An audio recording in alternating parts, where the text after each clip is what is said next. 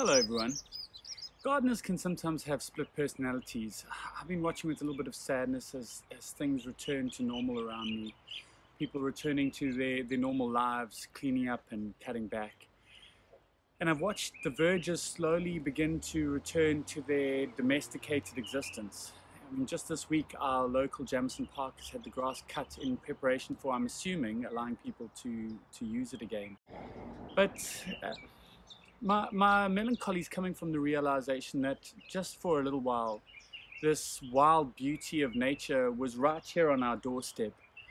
The grasses, the flowers, the bees, the bugs all had space and protection and food, but it's just being cut back and tamed again.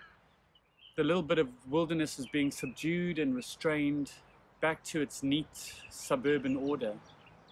I think Durban was one of the first cities to recognize the fact that a city is more than just people.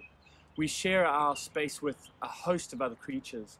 Within the boundaries of our municipalities are habitats for flowers, trees, birds, insects, all vital for the health of the environment that keeps us healthy and happy and safe.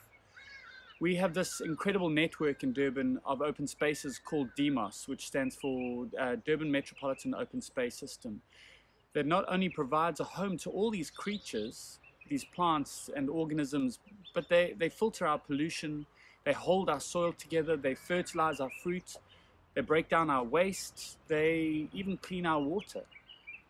We just see untidy verges and messy parks, but there's so much more to it.